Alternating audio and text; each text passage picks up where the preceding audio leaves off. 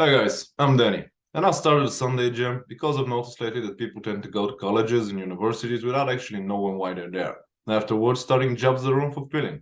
So I'm interviewing different professionals to see what they have to say and share their knowledge and experience with you.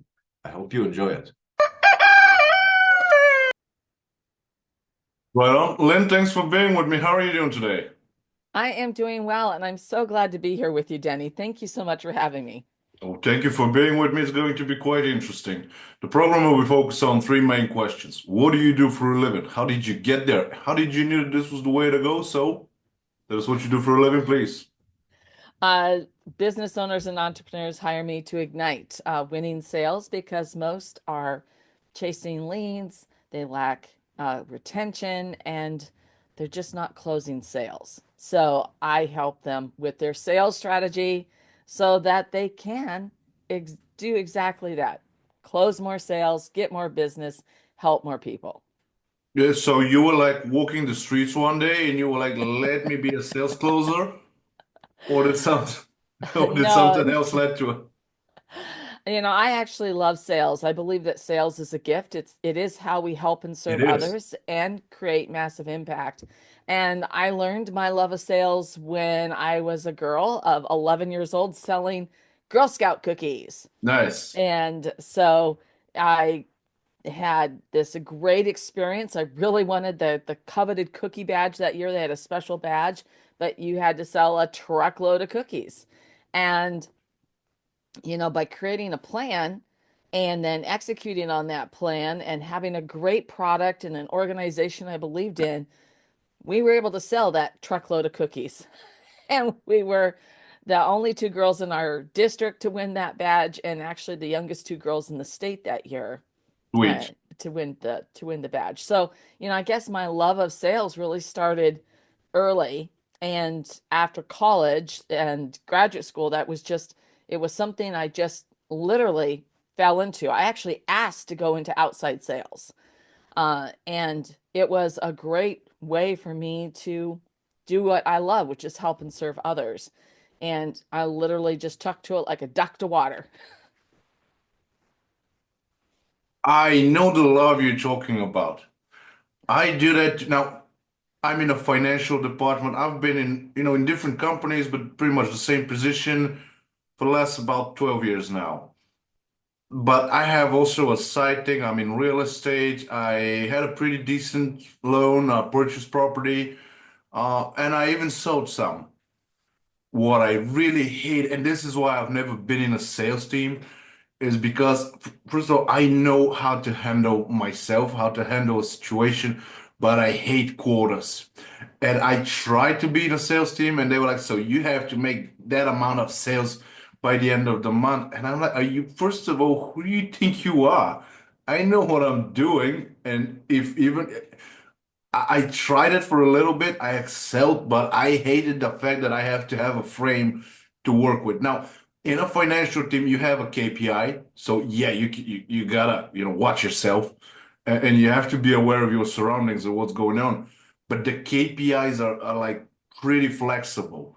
Sometimes a little bit below, sometimes a little bit up. In finance, it's different. But when I heard that there's a quota to do something, I have, those nine veins over here at my neck, and they start pumping.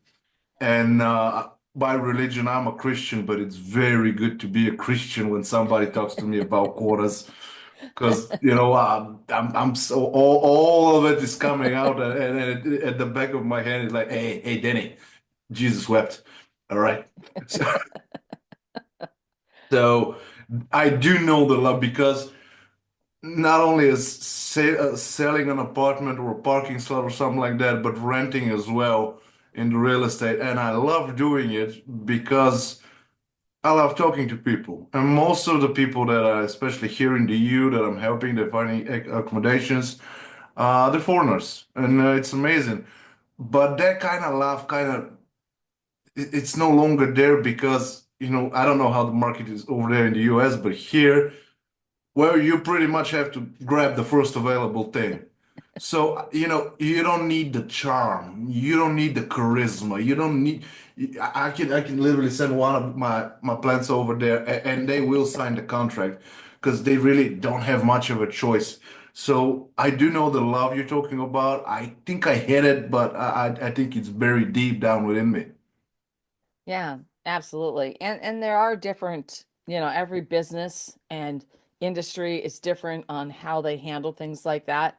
I also am not somebody who likes quotas. Yeah. I've never really worked even in corporate America. It was just a different environment that I was in. And there are ways that you can do things that help you as, especially for an entrepreneur or small business owner, you can do something that's super easy and super visual, where it's like, how many new clients do you need that month? What's that number? How many people do you have to talk to, and to close the sales to get to that number? And then, so how many people do you have to meet? So it's literally like three steps. So if you know you have to meet this many people, that's how many circles you put on a whiteboard. And then as you meet people, you put them in. And if you close them, then they go down under the line that they're in the slot of how many sales you have to close that month. So if it's five sales, if you're a very small business or entrepreneur, it's like, okay, we close that deal. And also, even in corporate sales, sometimes it can take years to close a big corporate multi-million dollar deal. I know from experience. Yeah. So, you're not going to have circles. You're not, I mean, if you closed one big deal a month, that would be phenomenal. But that's just, so you can see it can be very visual so that it helps you. So, like, am I meeting enough people and having conversations? And then am I converting, and closing those sales? So it's a great tool that you can use, super simple, and it shows you where you're at. And everyone has a different way that they go out to do the outreach, to do the attraction. And you need to find something that works for your style, for your business, for your product or service. And most importantly, it makes sense to your ideal clients. It's something that they're going to be attracted to. If you're selling, let's say here in the US, we have this totally messed up medical thing, but like Medicare supplemental plans to people who I are over wasn't aware. 65. What? I wasn't aware, but Oh, oh yeah, no, it's crazy. So, but but is this you're selling like to someone. because here in the EU you kind of have like two options, government and private. Is this like something like that? No, it's different. So when you hit 65, you get what's called Medicare. So Like a if you're pension? older, you wouldn't want to, if you're marketing to an audience at 65 or older, you're not necessarily going to be doing a whole bunch of outreach on TikTok because Yeah, they're obviously. just not on TikTok, Yeah. right? So what I'm trying to do as an example is show you it's got to match. It's got to match up with your ideal clients. Where do they hang out? Where is it going to make the most sense to connect with them? And so those are some of the things that when you're working on your sales strategy, that's you if you don't have that figured out and really have leaned into who your ideal client is and what they're thinking, you're never really going to be truly successful. You're not going to be able to Yeah. put tires on the car, good tires that are going to roll and that are going to, allow you to accelerate and to scale. I have a side question. I think either this year or the year before, I don't remember, but I interviewed this amazing gentleman. He was a Canadian and he was working in sales, similar to your situation, but he told me that he was closing pretty good deals. It was amazing. And when he was listed as Employee of the Year or something like that, we don't have those here in Southern Europe because, people don't really work that hard here. We're just easy going. So we just have an employee, not Employee of the Year, but and I'm joking for the record because no, a couple of people from HR kind of ripped me off in LinkedIn. So now I kind of have to highlight that I'm joking. Now, he said that when he was making those huge deals and closing those huge deals and everything, when he was Employee of the Year, they gave him a bottle of like average wine and some cheese and crackers. And he felt a little bit, unappreciated. What is your view of bonuses and stuff like that? And the reason I'm asking is because, again, I was never in sales, but I was always in finance. And when I do a good job, and in finance, it's easy to see who's doing a good job. You don't really have to like the person. You just have to look at the portfolio when how it was when that person got it and what does it look like now. This will tell you everything. So normally when I'm doing a good job, I kind of expect, something in return, either a raise or something else. And when I don't get it, I don't really feel that good. Not to mention, in my mind, maybe I'm wrong. All right, I've been wrong before, but in my mind, it's like, so this was a complete mess when I had it, when I got it. It works perfectly now, and nothing changed for me. So if nothing is changing, why on earth should I even be, troubling myself with that? And what is your opinion on that? I just want to know. Well, everyone wants to receive some attaboys or attagirls, that acknowledgement and recognition that they're doing a great job. And that is the sign of a really great leader because you want your people to be challenged. You want them to feel appreciated. You want them to be very engaged in what they're doing. And there are many ways that you can do that. So when you're looking at that type of reward, not everyone is motivated by financial reward. People are Yeah. motivated by other things. Um, and so one thing is to, just even in a group setting, is to really celebrate that person and their accomplishments, so that you're surrounded by your peers and they're all saying congratulations. I mean, that feels tremendous, right? But once again, every business is going to be different. I worked in my corporate days, I worked in 100% commission. So my reward in the sense of the financial incentive was pretty obvious. Yeah.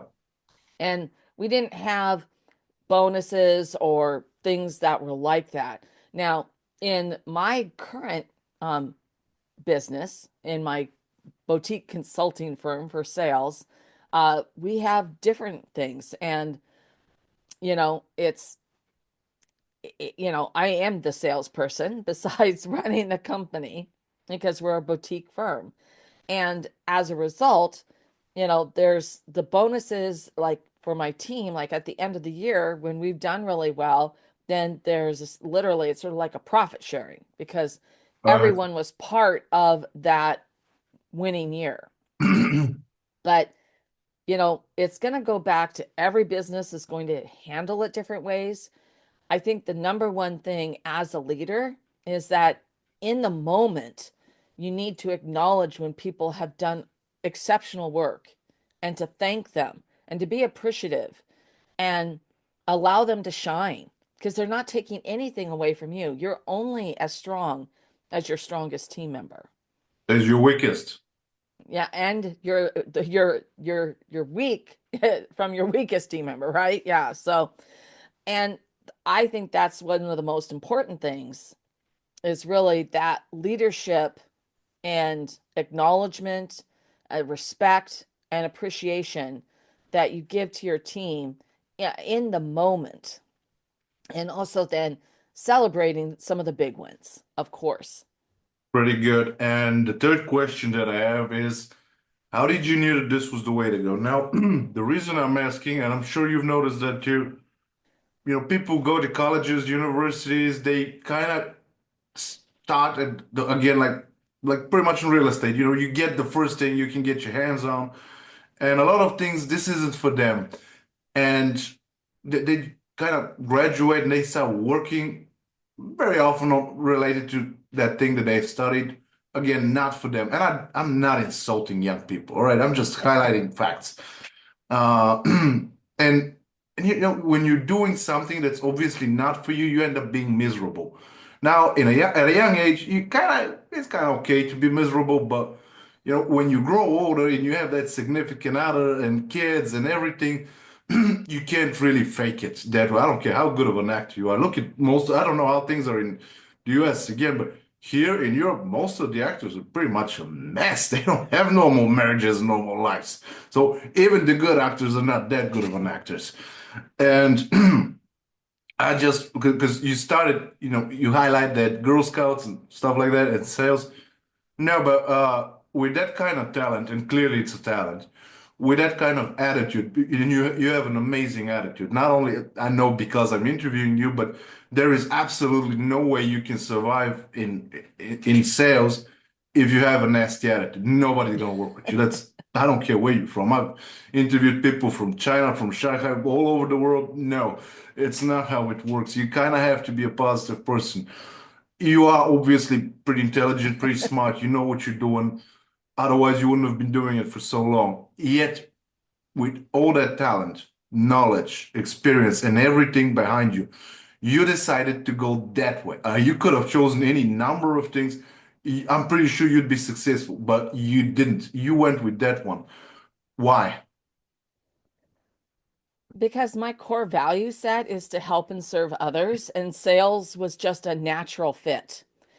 Sales is also the opportunity for me to solve problems, to find the solutions and to actually create them and execute on them. So in sales, I've always done things where I don't You just wouldn't last sell a day something in the and walk government. away. Sorry. I mean, I don't sell something and I just sell it and I walk away. It's not Yeah, like I'm selling somebody an online course, which, that I don't, it doesn't matter to me. I just don't believe in that. Instead, I'm working with people and I get to see and experience the progress and the growth and the sales results. And wow, that's like massive endorphins. It's just fantastic. And so that's why sales has been such an incredible career for me.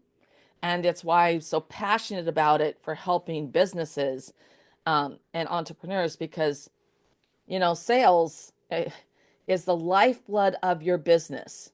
It's yeah. almost impossible to stay in business if you don't have sales. Don't Um, tell that to any government worker because they'll hate you very much. There was this amazing gentleman I interviewed. And I asked him the same question I'm gonna ask you. My final question is always, if you can give my audience one advice, what will it be? I'm t telling everybody, my audience is, those people that are sitting on a desk wondering if this job is good for me, or they're in university, and is this class good for me? Why am I even here? And I'm asking you, of course, what would that advice be if you can give him one? But when I asked him that, and he said, well, ask yourself, how can I have hold myself more accountable? I will like 90% of the people working for the government watching that video will not understand what you're talking about, man. Then now they're gonna have to Google accountability. They will have to check some Google pictures to see what it is. So yeah, but again, if you can give my audience this one advice, because I'm sure you have plenty, but what will it be? it's to find the good in the situation. There is always good in every situation, every person. So, I mean, as an example, when I working for a company that I really did not like the CEO of the company. He was very narcissistic. He Oh, was very greedy. Um, he was just ick. But I looked for something. I didn't report to him, thank goodness. I reported to the president. So, but I looked for something that I could at least have some kind of tolerable relationship with. And he was a really good son to his father, and he was a really good father to his son. He would leave work to go to his son's baseball games, and he amazing. would do things. And so that was something that I admired, the commitment to family.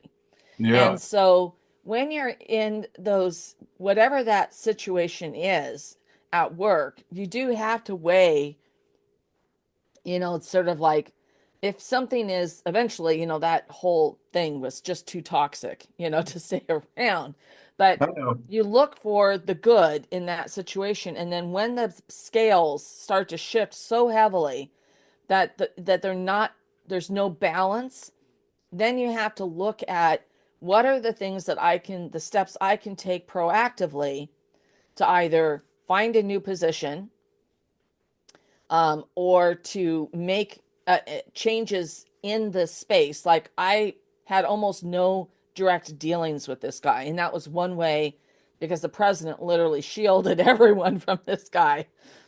Sounds Meaning like he you was know. Sounds like so, you knew about this guy too. yeah. So um it was that's the key, is to look for the good and look for the good in the situation.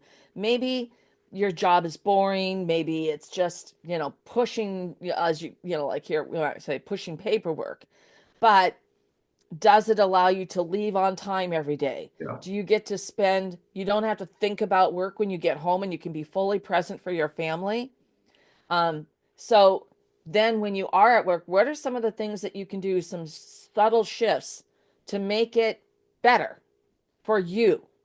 And you don't have to think like you're making it better for the organization, but if you're making it better for you so that you actually care about the outcomes, or and you put some more of your own skin in the game, that's going to result in your being more fulfilled. So that would be my advice.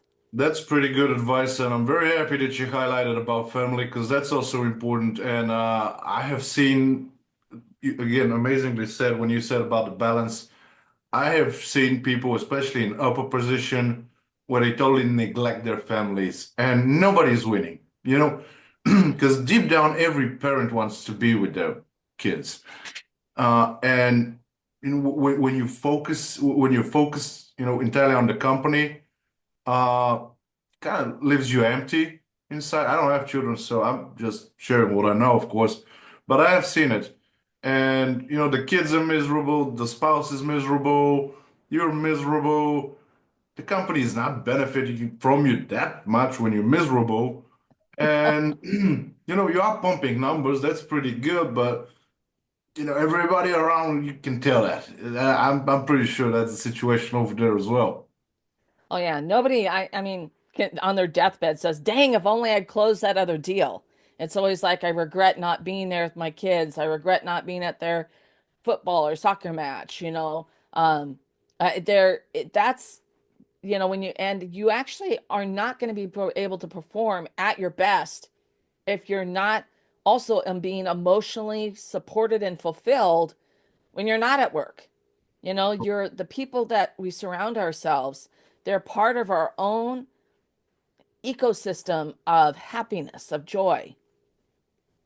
And if you neglect that whole side, you're not going to be showing up as your best self, and you're actually diminishing the opportunities that you would have at work because you're not a whole person. No, you're And limiting you yourself on can't, purpose. yeah, and you can't see things from more than one prism. Couldn't agree more. And with that said, Lynn, thanks for being with me. It was amazing. Please don't forget to send me the links, everything. I want to put them there. People can see them when I upload it, LinkedIn everywhere. All right, absolutely. I will do that right after this. And it Right was on. such a pleasure meeting you, Denny. And Have I a hope nice you feel day. well. Merry Christmas and all the best for 2025. And to you. Thank you. Bye. Guys, I hope this one was useful. Please follow the channel on YouTube, Rumble, Twitter, Gap, LinkedIn, and Facebook.